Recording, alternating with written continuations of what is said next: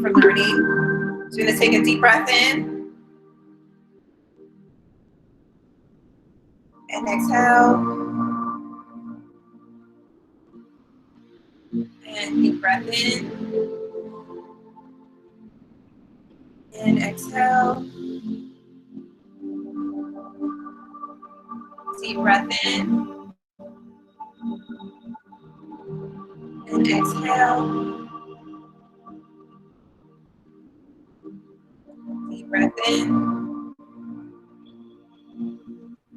and exhale.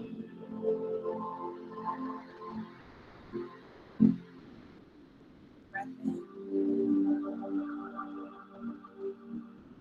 Exhale. One more. Deep breath in.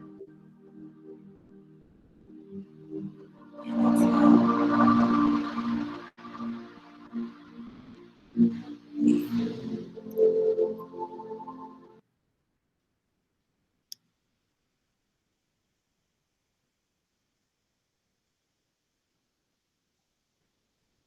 Okay.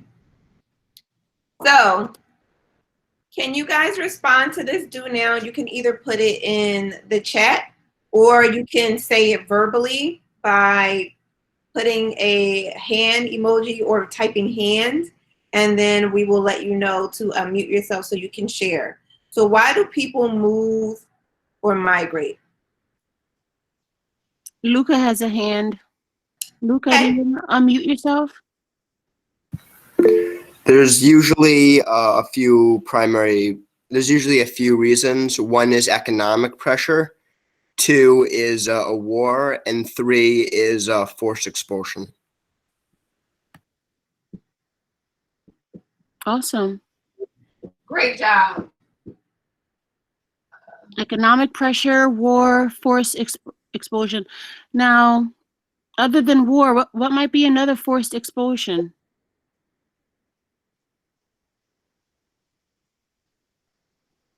Luca? Sometimes governments will put people on reservations or autonomous areas. Okay. Yeah. Awesome. Can we think of any other time in history where people have been forced to move onto reservations? What are some examples we have of that? Miranda, hand? Okay, so I can think of two really vivid examples for me. One is when back ages ago when the Jewish people had to leave their homeland and had to diaspora all around. And a second one. Are you talking about the Persians and the Romans? Kind of. You going way back, or? Like a really long time ago, like thousands of years ago. But a more recent example I can think of is when the native peoples in America were forced off the land that they had lived on for centuries and put onto reservations, and things such as like the Trail of Tears. Yes. And all the tragedy that happened along with that. Yes. Okay. Anything else? A little bit more recent.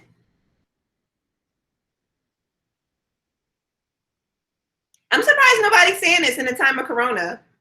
I'm surprised nobody instantly thought of this.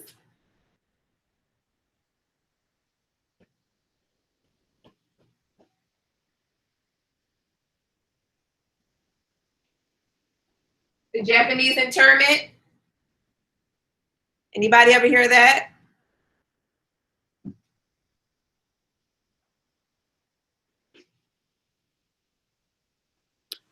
Oh, we have some no's. No. What? Miranda said yes during World War II. Yes. I can explain if you would like me to. Sure. Okay, so basically what happened on the American side of World War II, after the Pearl Harbor bombing, Yep. the president, I don't remember which one at the time, was was like, okay, we're gonna move all these Japanese people out from where they're living because they might be spies. And a Yeah. bunch of other Americans really got hyped up on that idea, and they started like destroying businesses, like beating people up because of their race, because they were Japanese, or even just because they look Asian, saying that you're a spy, you're gonna you're gonna destroy our lovely country, and you're gonna hurt us and stuff. And there was this whole like mass set of fear.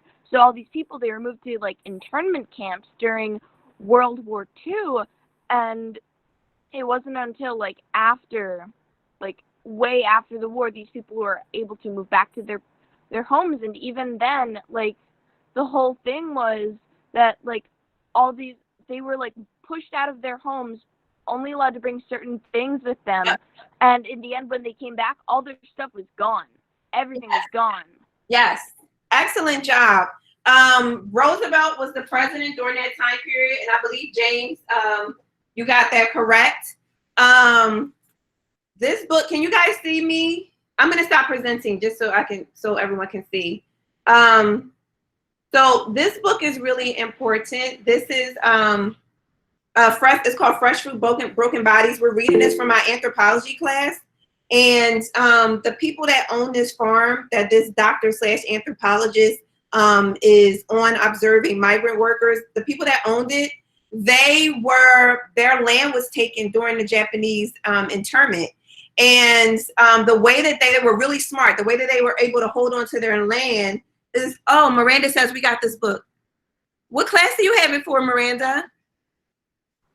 We had a book similar to it in English, but it was really well made. It wasn't the exact book, but it was a really good book. I, for the life of me, cannot remember the name though. Next class, I'll find the name and I'll give it to you. All right. This is a really good book. So they were able to keep their land because they were, what did they do? Oh God. Oh, they actually like bequeathed it to some of their white friends. And when everything was over, the friends gave it back to them, which that takes like a lot of trust to give up your land. But it was like, what other choice did they have? And so that's how they were able to hold on to their land. But this book, it's not even just about that, but it's more so about like the lives of migrant workers and how, well, that's a story for another day. So yes, very good. Somebody else said what is happening to the Uyghur Muslims in China. That's another good example. Absolutely, they are being forced into camps. Some of the things I can't even repeat that's happening to them, it's really horrible. And the world is really just, I mean, they're turning a blind eye. So yes, that's really important. So there's all types of examples of forced expulsion. Another big one is what happened, and this is like obviously causing a lot of the refugee crisis, but the Arab Spring, which happened, I believe, in 2013, for a lot of countries, it has resulted in civil war. For instance, in Syria, that dates all the way back to 2013 with the Arab Spring, and millions of Syrians are being forced out of their homes and are trying to like go to Europe in order to have a chance at a better life, and some are actually coming here too.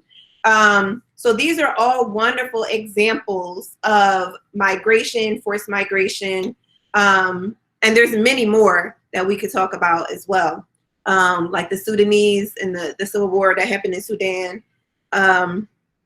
Yes. So what I want to do now, go back to presenting. Whoops. Let me know if you guys can see the screen. I'm putting it up now. Is it now?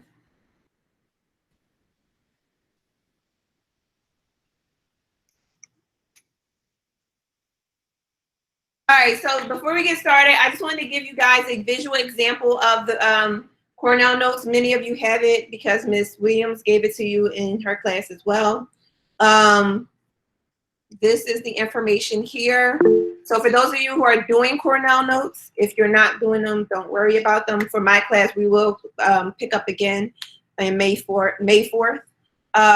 You're But not presenting right now, Keziah. We can't see the screen. I pressed it. Okay. Can you guys see now? Yes. Okay, thank you. Oh boy. All right. So this is an example of what your notes should look like. And I'm going to post this on my Google Classroom for my students who just want to be able to have access to this. And so for those of you who are doing Cornell notes,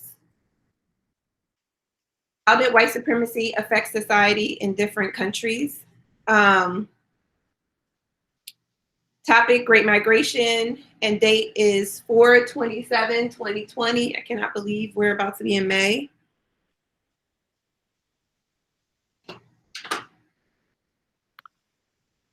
And we're going to learn more about this topic of the Great Migration. And I'd argue that the Great Migration, even though it was voluntary, in a lot of ways it was forced because of the horrible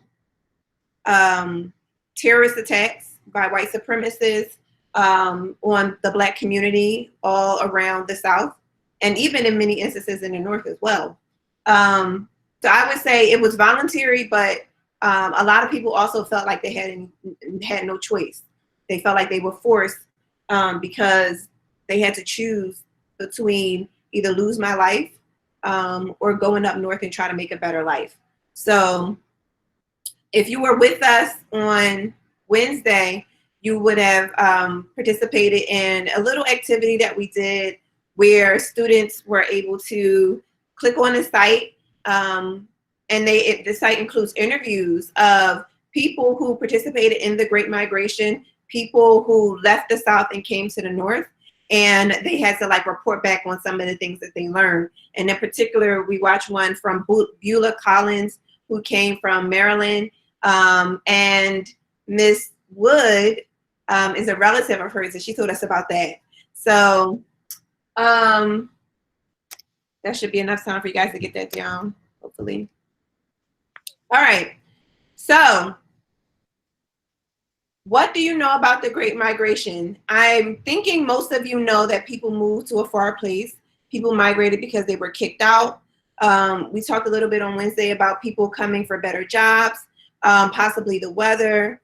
And this migration was so big, they called it the Great Migration. Does anybody have anything else that they know about the Great Migration?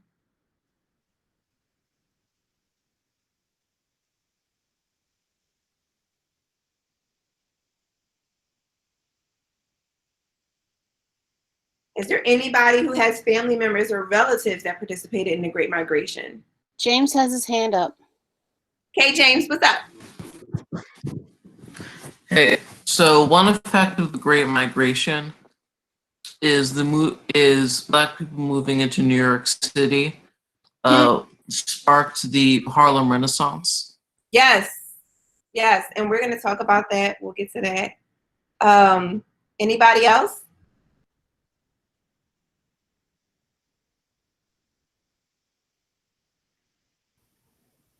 Nope. All right. So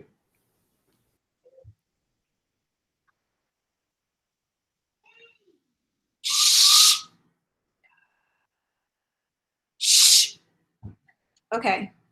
Sorry, guys. Hopefully y'all didn't hear that. So what do you guys want to know about the Great Migration? Let's put some questions or comments in the chat box. What do you want to know about the Great Migration? You guys can chat, put it in the chat, or you can share it by saying it verbally, and I'm just going to type it here. Rose said, what caused it?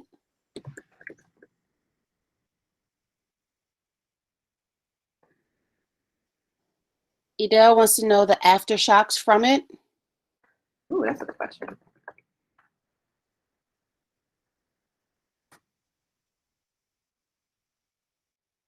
Lydia wants to know how many people participated. Good question.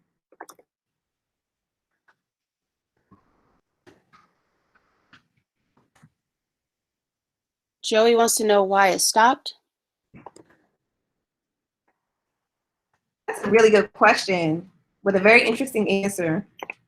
Irma asked, did people regret their choice to migrate?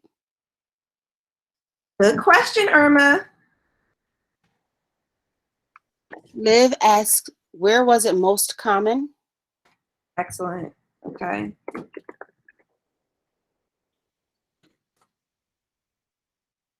Emma asks, how many people died during it and from what causes?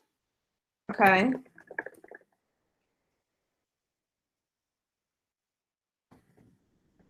These are great questions, guys. Thank you. Yes. Maybe. Maggie asks, how did it affect white America? Huh.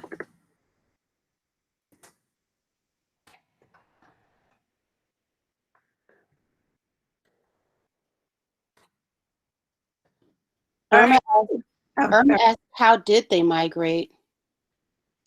good question, Irma. All right.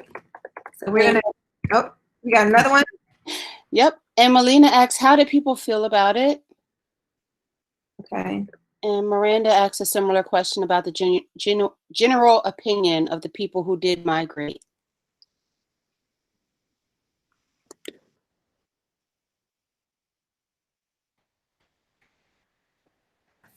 Woo, try to type, get it all in. Okay. These are all excellent questions. And we're going to talk about all of them momentarily.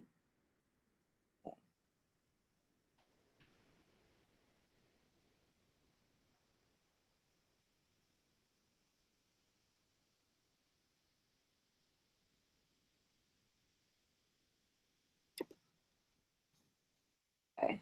So these are all really good questions and they're very important. I promise you guys will have answers to pretty much all of them by the time we're done talking about the Great Migration. And if you, because I'm always suggesting books, but if you want to learn even more about this topic after we're done talking about it, I would highly, highly suggest this book. It's called The Warmth of Other Suns, The Epic Story of America's Great Migration by Isabel Wilkerson. It's the winner of the National Book Critics Circle Award for nonfiction. So if you guys get a chance, check it out. Really, really, really good stories in here. And then actually, when I was reading this book, to answer your question, Irma, especially, which was, I think you asked.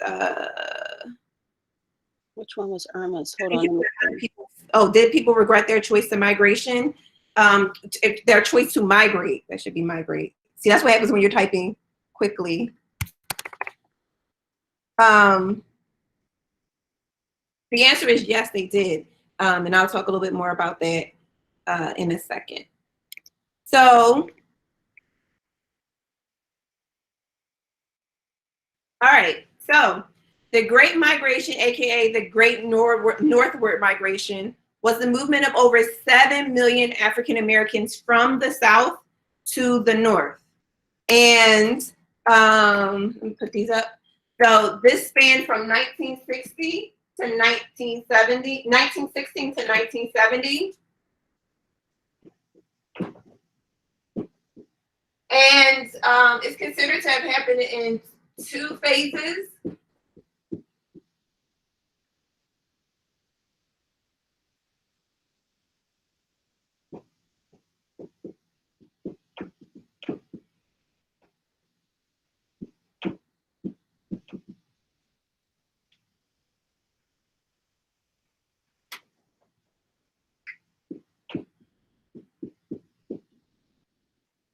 Okay, so some of the reasons that people felt like they had to migrate, and we actually call these push factors. If you guys ever take geography or human geography, Mr. Bazanis, I believe, teaches it at Central.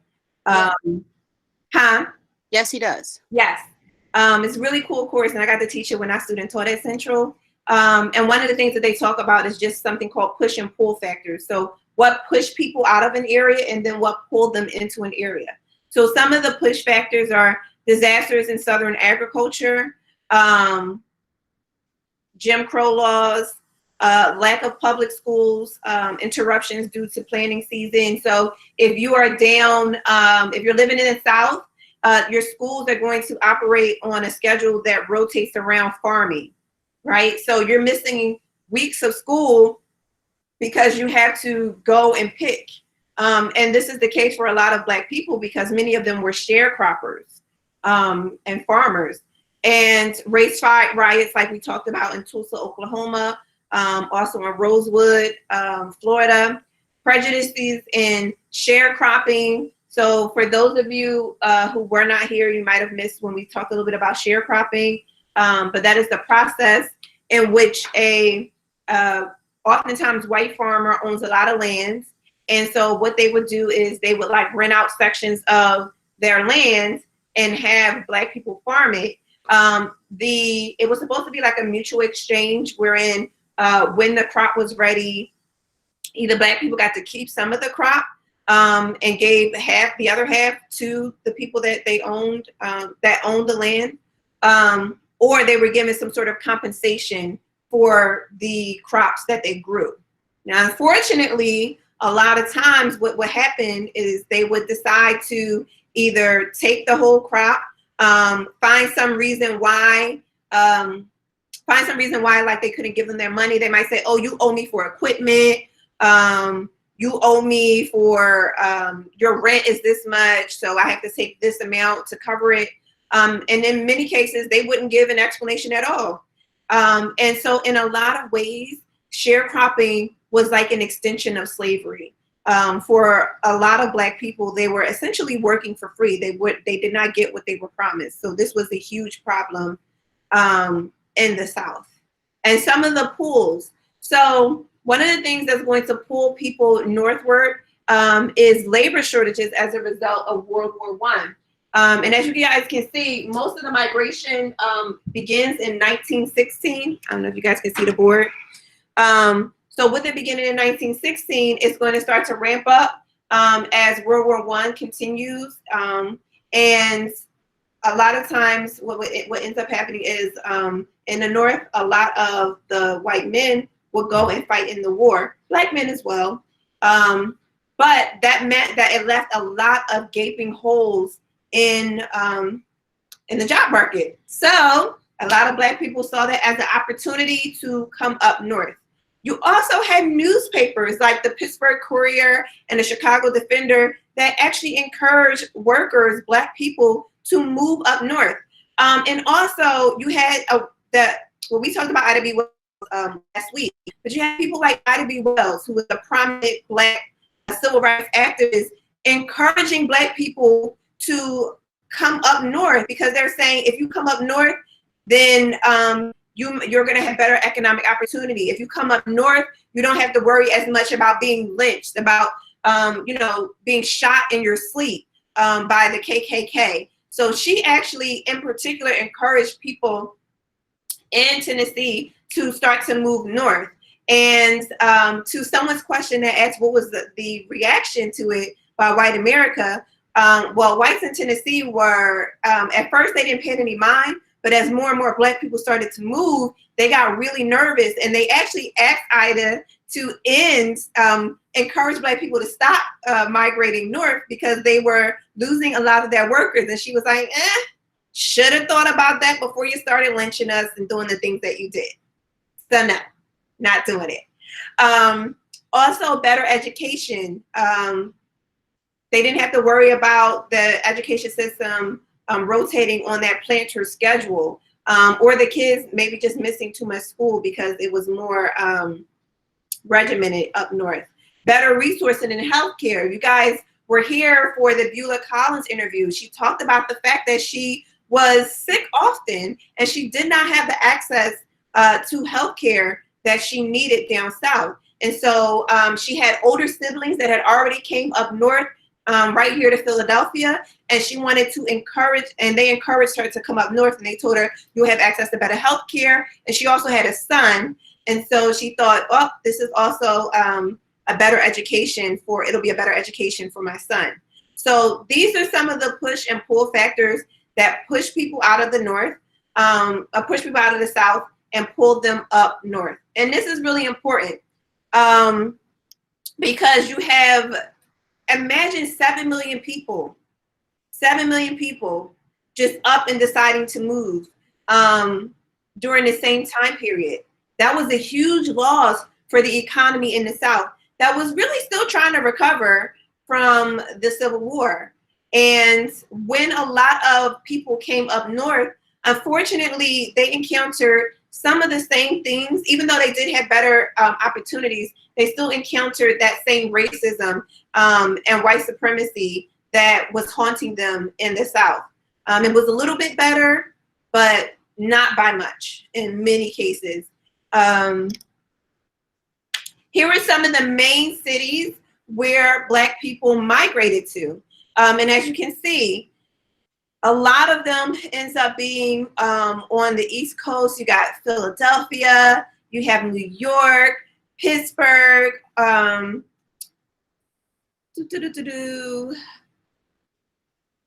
Cleveland, Detroit, Chi-Town, aka Chicago, St. Louis, Kansas City, and then later on, you're going to have a lot of Black people end up going to Seattle, Washington, and other places in California. So for the first half, the main cities are definitely going to be the Northeast and the upper Midwest. And then afterwards, as you get more in like the 1940s and onward, you're going to have a lot of people move to Seattle, Washington.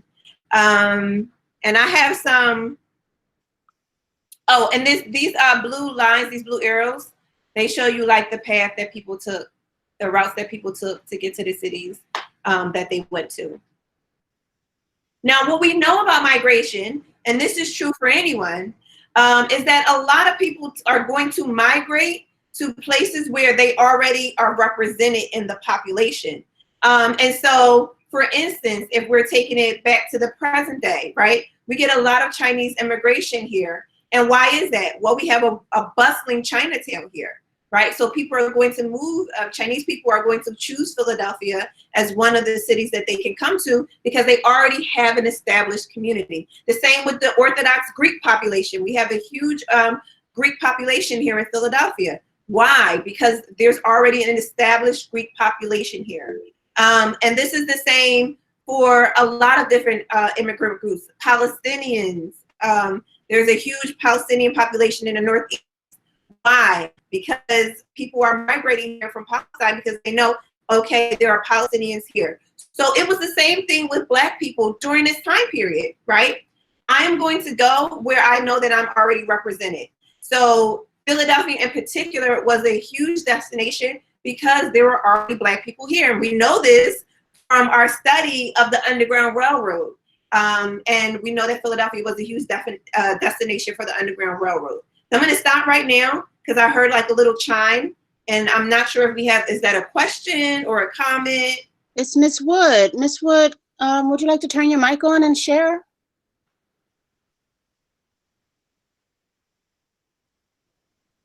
I don't know if she's able. I don't know if she's able to. Let's see. And I don't think I can just like turn people's mics on. I tried the other day.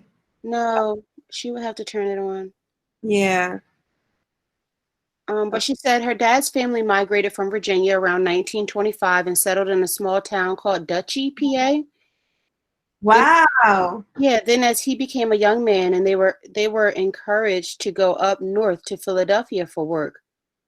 The town, both Black and white, raised money to send 7 members of his family to Philadelphia and left in later 2013, 250 of them now. 500 returned to Dutchy for a reunion.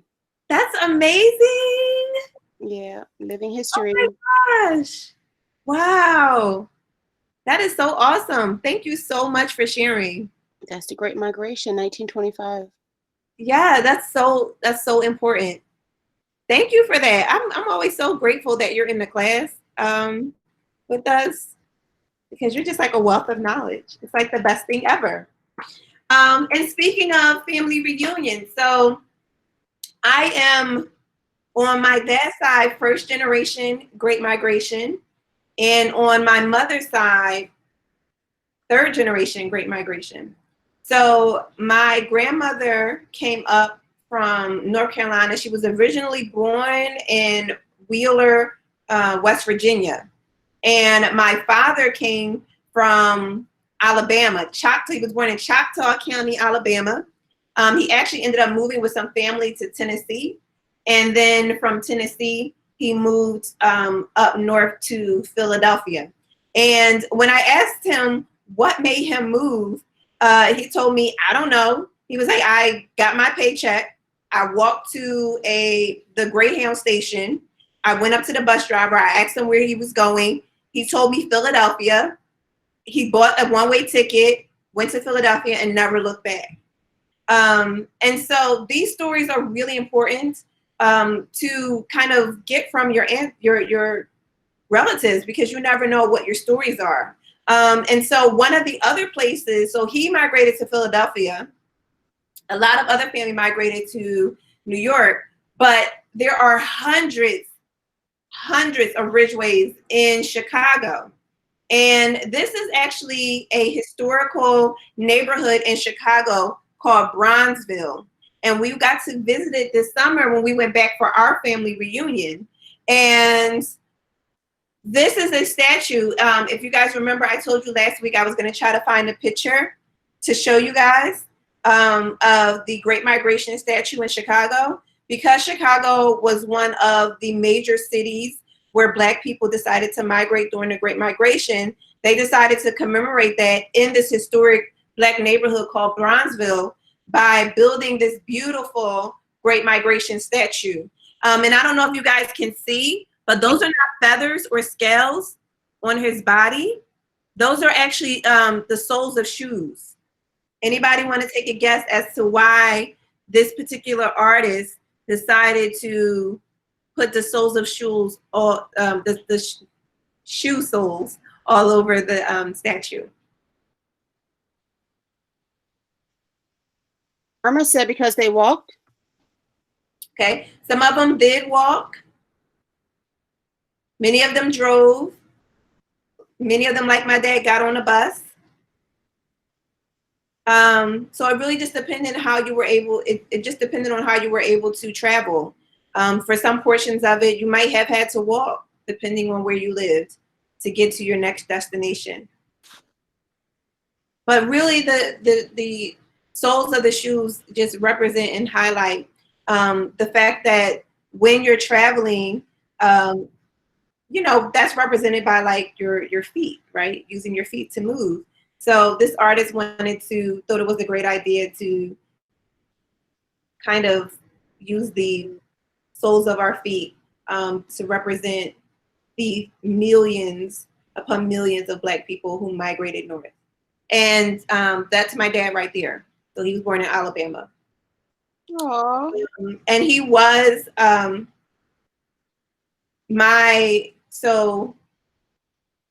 his great-grandfather was enslaved, and my great-great-grandfather, so that makes my great-great-grandfather was enslaved, and they ended up able to own their own property in Alabama, and they actually have a graveyard there and a church that a lot of Ridgeways are buried at, and it's considered like the Ridgeway Church. And I haven't got a chance to visit Alabama yet, but I do plan on doing that. I was hoping to go this summer, but hopefully next summer. I feel like it would be really cool just to, you know, talk to the people who stayed. Because that's the other thing about the migration, right? There were people who left, millions of people who left, millions of people who stayed. So what did that mean for families? What did that mean for connections and interactions? one of the things that happened is a lot of times you would have your parents will pass away, your siblings will pass away, and you might not have the money to be able to go back and visit or to make it back to the funeral. So that was really important. And when my dad came up north, he was born in 1936, so he came up north in like 1954. So that was like after the second wave. Yeah, so that was like after the second wave, and one of the things he said he came up north for was he just wanted to be able to have a better chance at making money. All right. Woo. 11:51. Chicago is really rich in a lot of culture. If you ever visit, this is another important landmark to visit. This is called the Southside Community Arts Center. And whoever mentioned the Harlem Renaissance, spot on. So this art center was a center where major poets during the Harlem Renaissance came to write their poetry. Langston Hughes, I believe, was one of them. And there is a piano there. Oh my gosh. I want to say it's Duke Ellington, but I'm not sure. But there was a piano there that was used by one of the major artists in the in the Harlem Renaissance. So for those of you, if you get a chance to visit Chicago, you definitely want to go to the South Side, which you guys know was made famous by Barack Obama because that's where he was from the South Side of Chicago. But this particular site is a wealth of history for the Great Migration, as well as the Harlem Renaissance, which we're going to be talking about. All right, so I'm going to stop it right here for now. Do you guys have any questions so far about the Great Migration? Oh yeah, that was my husband and kids. Thank you, Emma. Yes, Alex. What do you know about Duke Ellington? Lex? Oh, Edel says she went to an after-school program right across from Obama's house. I have a picture of me at his block. And we couldn't go down because the block is barricaded and there's Secret Service on the other end. So if we would have walked down, they would have made us go back. Herbie Hank, yeah. Oh, look at that. Yes. Oh my goodness. That's so cool. So that's where we're going to stop for today. If you guys don't have any questions. I want to make a quick connection. Yes, absolutely. So, I talked to my sister about what we do in class and talked to her about oral history project that we put forth, and also about Miss Jones visiting the classroom.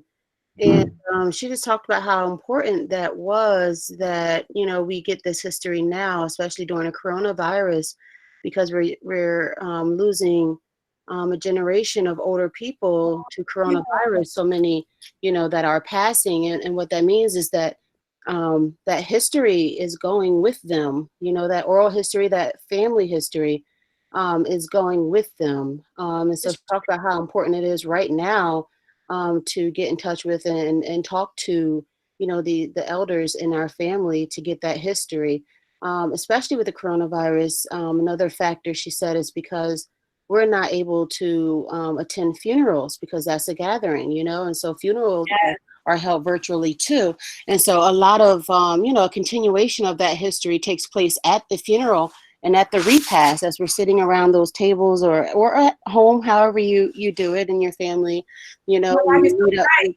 Yes. No, I said you're so right. Yeah, absolutely. You break bread and you get more family history at those times as well. And, and that obituary too, because the obituary, it has like so much information. Yeah. Get access to that. Like, it tells where people was born. Yeah. Yeah. The whole history.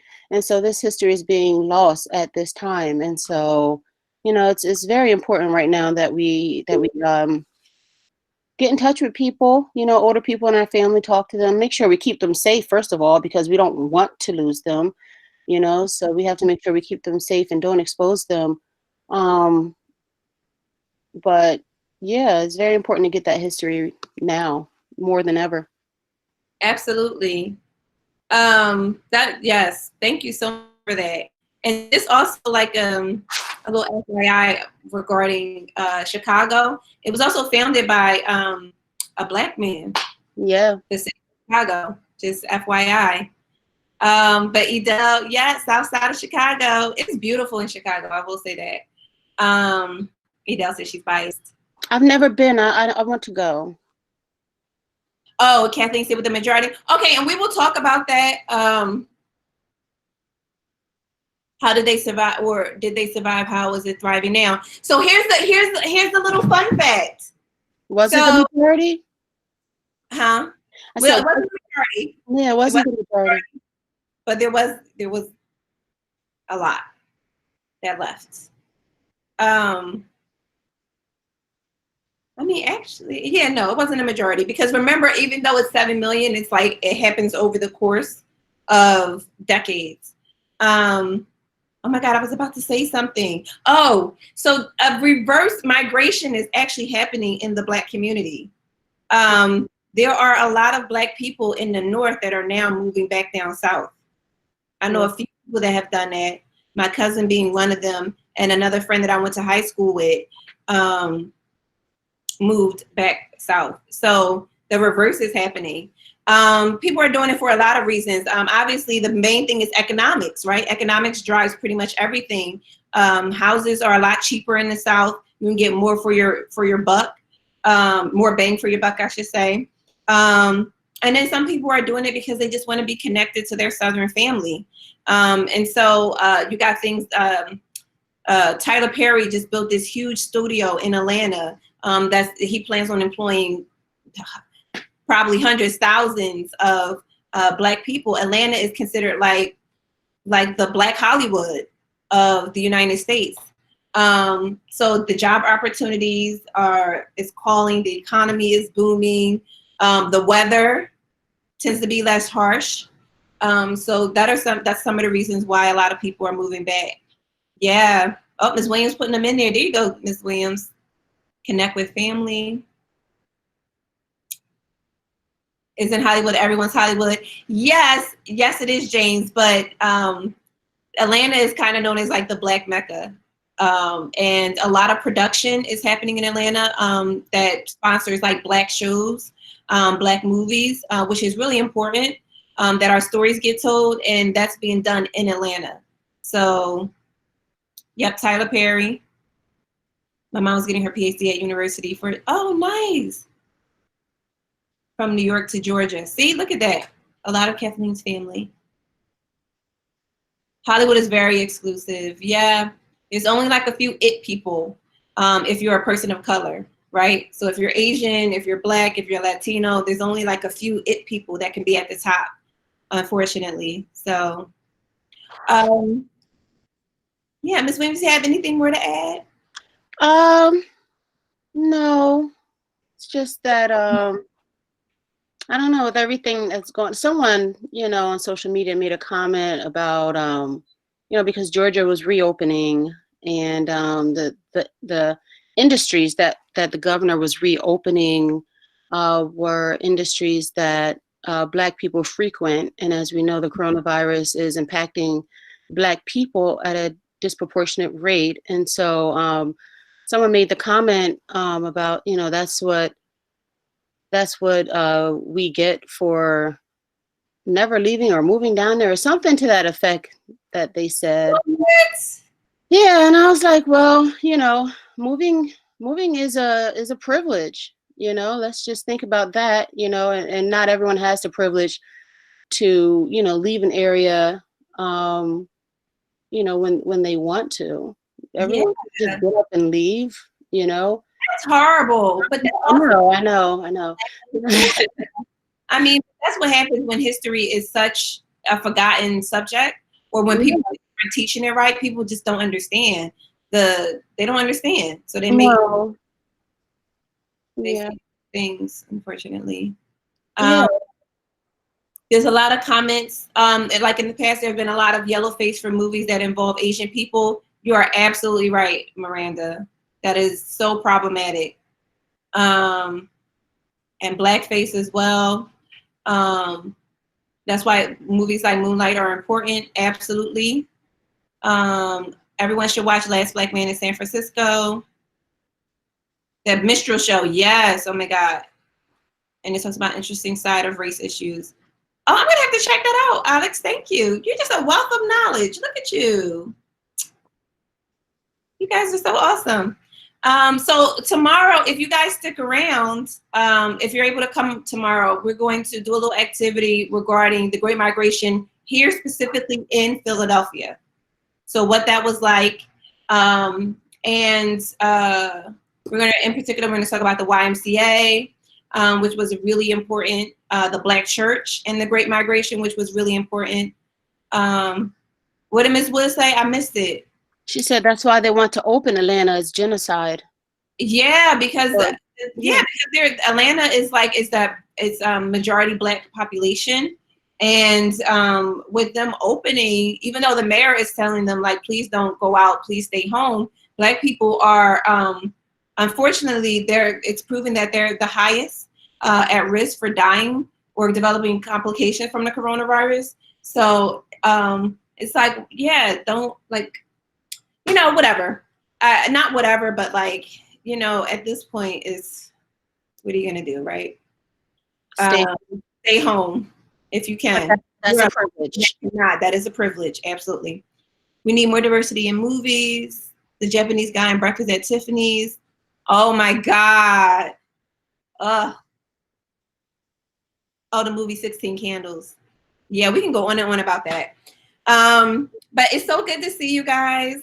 Thank y'all for rocking with us once again. This will be posted. I'm gonna really try my best to just do this right now. Hopefully it processes quickly so I don't get sidetracked. And just one more time, guys. So the classes are going to be recorded, and you can find them on YouTube. I stopped posting them, day after day because they're on YouTube and you all have access to it. And so make your way there to catch up with anything that you missed. And I also just want to remind you one more time that I won't be going back onto Google Classroom to check for missed assignments that I've already gone through those assignments on Google Classroom. So if you check your grade and you notice that you're missing assignments that were from Google Classroom, that you need to email me those assignments. I'm not going back onto Google Classroom. You need to email me directly with those assignments. So just link me or share that Google Doc with me in my email so that I'll have it. Thank you. Thank you guys. Really appreciate it. Ramadan Mubarak to all of you that are fasting, and we will see you guys on Wednesday. Thank you guys so much. We appreciate you. Thanks, guys. See you Wednesday. If you can come tomorrow, come on. Yes, if you can come tomorrow. Bye. Bye, guys. See you, Sam. Have a great day.